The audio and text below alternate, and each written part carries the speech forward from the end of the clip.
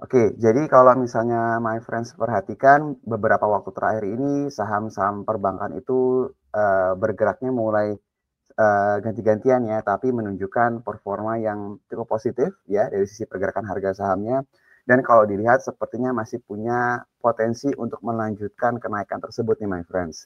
Nah, kita bahas dulu dari sisi pergerakan, IHSG. Jadi kalau misalnya my friends lihat, kemarin itu yang menjadi penggeraknya IHSG ada dari saham konglomerasinya itu DSSA, tapi juga kita bisa lihat ada 2 dan beberapa kali ini sudah mulai rajin masuk ya my friends ya.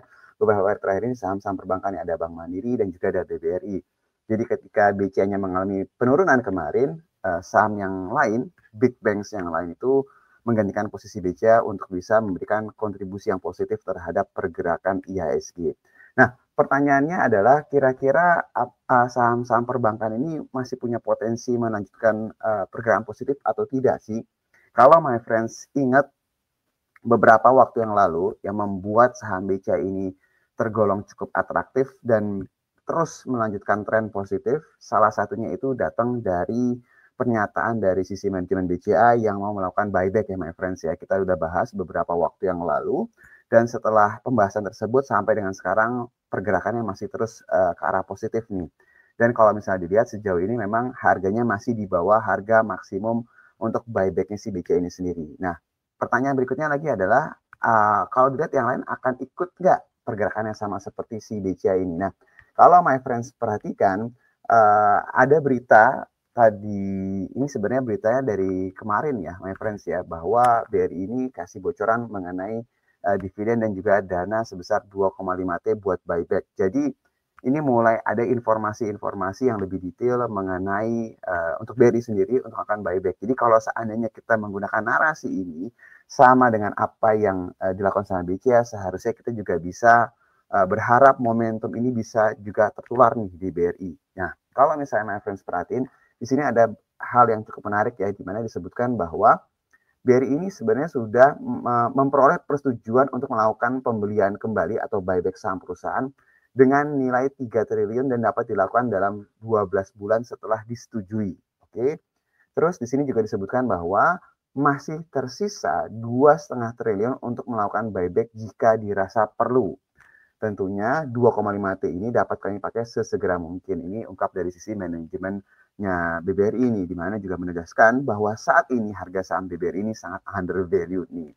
Nah, kalau misalnya kita coba cek dokumen terkait dengan pernyataan manajemen BRI ini, kalau my friends perhatiin, jadi sebenarnya memang sudah ada persetujuan untuk melakukan buyback nih my friends. Jadi memang diajukannya ini di awal tahun ya, kalau misalnya my friends lihat ini ada keterbukaan informasi dari BRI dan berdasarkan timetable-nya perkiraan tanggal RUPS-nya pada saat itu 11 Maret dan perkiraan periode buyback-nya 12 Maret 2025 sampai dengan 11 Maret 2026. Jadi sebenarnya kapanpun BRI ini mau melakukan buyback sebenarnya sudah bisa dilakukan nih my friends.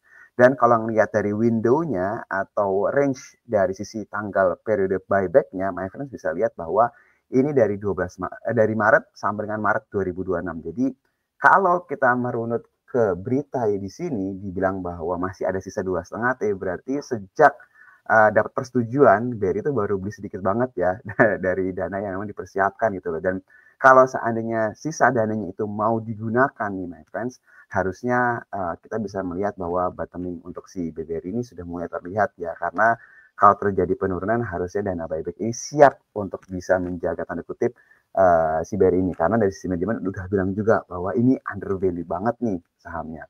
Terus kita juga mau coba lihat nih selain dari sisi ada ekspektasi buyback ini, kita juga bisa lihat bahwa kalau berdasarkan research report-nya dari analisnya Maybank, my friends, ini per tanggal 26 Agustus 2025. Jadi my friends bisa download ya untuk research report-nya ini di aplikasinya kita.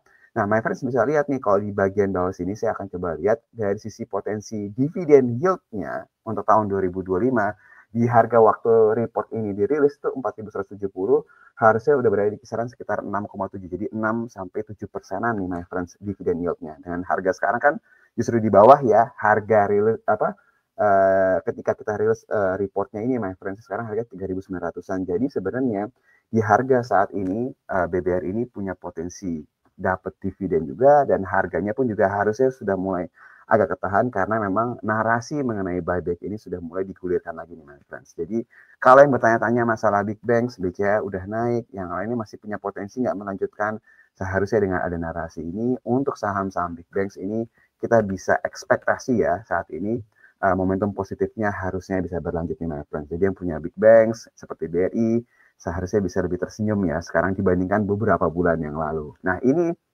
untuk yang bertanya mengenai rally di saham banks ya, terlepas kinerja keuangan yang mungkin kita sudah lihat semuanya, harusnya yang terburuknya sudah terjadi ya my friends, kita bisa expect dari sisi pertumbuhannya sudah mulai terlihat nih nanti di kuartal 1 2026 ya paling lama ya my friends. Itu untuk saham big banks nih. Nah pertanyaannya adalah kira-kira kapan saham-saham konglomerasinya ini bisa mengikuti lagi momentum yang positif gitu.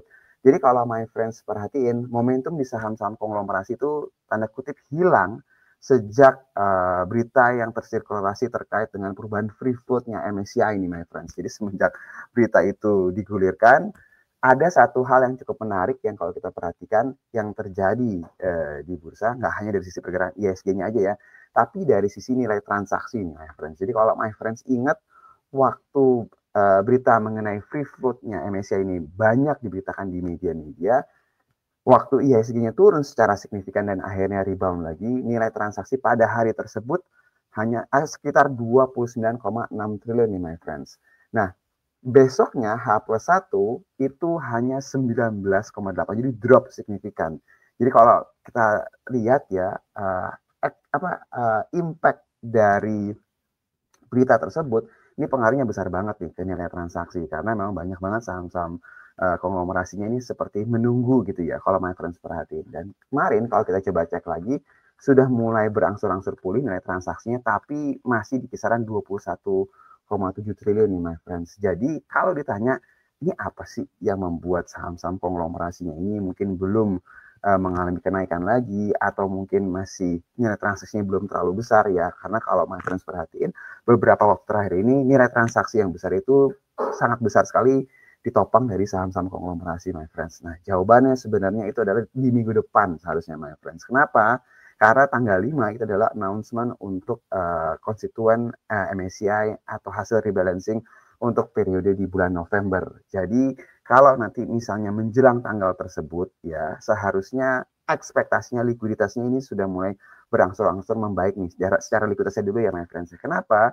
Karena logikanya adalah berita ini kan sebenarnya marketnya sudah tahu kalau memang salah satu yang terkena imbasnya adalah saham-saham konglomerasi, seharusnya kita sudah mulai ekspektasi bahwa sudah tidak ada negatif surprise lagi sebenarnya di tanggal 5 November lagi nanti gitu loh. Kalau seandainya pun nggak masuk saham konglomerasi seperti brand ya sudah, karena memang berita-berita kemarin itu sudah membuat tanda kutip mimpi buruk sebelum terjadi ya tanggal announcement date-nya my friends. Tapi kalau sampai seandainya malah sebaliknya yang terjadi justru malah akan ada positive surprise. Jadi harusnya kalau melihat dari kanan sekarang kita expect likuiditasnya dulu ya, bukan harganya my friends yang membaik ya, tapi likuiditasnya ekspektasinya mulai berangsur-angsur pulih menjelang nanti tanggal 5 November dan harusnya nanti tanggal 5 November kita bisa lihat pergerakan yang lebih real lagi nih my friends.